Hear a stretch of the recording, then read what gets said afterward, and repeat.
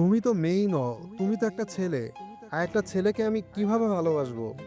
একটা মেয়েকে সবাই তখনই সুন্দরী বলে যখন দেখে বাঙালি পোশাক তার গায়ে। শাড়ি সালোয়ারই হলো বাঙালি মেয়েদের আসল পোশাক। তুমি কি জানো, তোমার মতো মেয়েরা যখন শার্ট প্যান্ট পরে থাকে সামনে আসে না, দূর থেকে তাকিয়ে দেখে।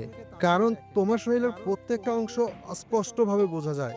ছি, তাকেই মেয়ে বলে যে এসব পোশাককে ঘৃণা করে শাড়ি সালোয়ার বোরকা পরে চলে।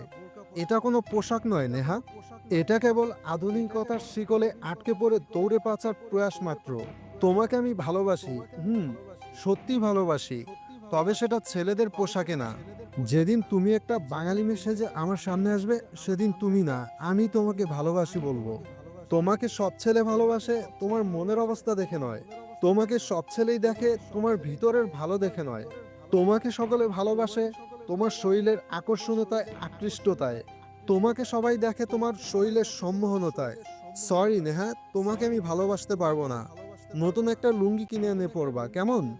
আর মাস্তানিটাও চালিয়ে যেও, নিজেকে প্রমাণ করো তুমি অনেক সাহসী। মেয়েদের একটা সীমাবদ্ধতায় সাহসিকতা দেখাতে হয়। মেয়েরা কখনো ছেলেদের মতো হয় না, ছেলেরাও না। যদি হতো তাহলে সৃষ্টিকর্তা কখনো ছেলে মেয়ে আলাদাভাবে সৃষ্টি করতো না। একটা মেয়ের ততটুক সাহস দেখাতে হবে যতটুক তার প্রয়োজন। দুঃসাহসী হওয়া ঠিক আছে, তবে এতটাও না। তুমি যতই শক্তিশালী মেয়ে হও না কেন, যতই ক্ষমতাধর হও না কেন, একটা ছেলের সামনে রাতের অন্ধকারে একা যেও, বুঝিয়ে দেবে সাহসিকতা কি। তাই সীমাবদ্ধতায় থাকতে হয়। মেয়েদের সৌন্দর্য সালোয়ারে, শাড়িতে, বোরকাতে ভালো থাকবে।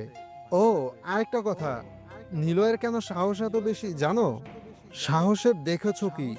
আমি চাইলে পুরো দেশকেই আমার সাহসিকতার খেসারত দিতে হবে, কিন্তু আমি দেখাই না।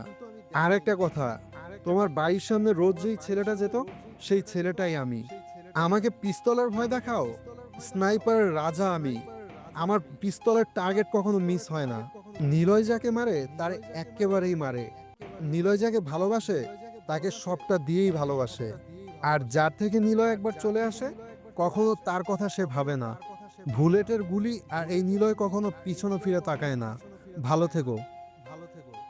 Subscribe to our YouTube channel and press the bell icon.